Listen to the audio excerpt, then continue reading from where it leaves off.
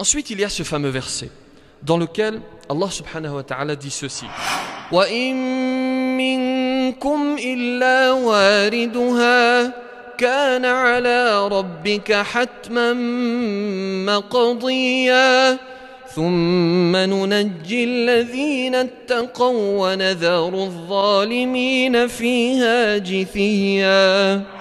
Alors qu'en est-il?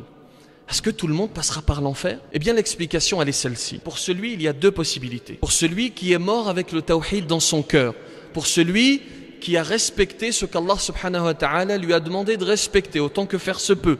Pour celui qui n'a pas renié le tawhid, pour lui, il y a deux possibilités. Soit il le mérite d'un côté, et de l'autre, il obtient la miséricorde d'Allah.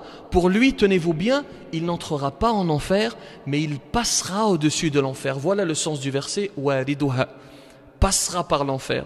Pas forcément à l'intérieur, mais au-dessus de l'enfer, sur ce fameux pont qui s'appelle As-Sirat. Celui, en revanche, qui a cru en Allah, qui est mort avec le tawhid dans son cœur, qui a péché, qui a commis un certain nombre de péchés, il n'est pas encore pris par la miséricorde d'Allah, celui-là, il tombera en enfer. Il y passe une certaine période qu'Allah subhanahu wa ta'ala aura déterminée, un jour, 10 ans, 100 ans, 1000 ans, 1 million d'années, Allah subhanahu wa ta'ala déterminera cette période, et ensuite il est sorti de l'enfer et il est mis au paradis, qu'Allah subhanahu wa ta'ala nous l'accorde.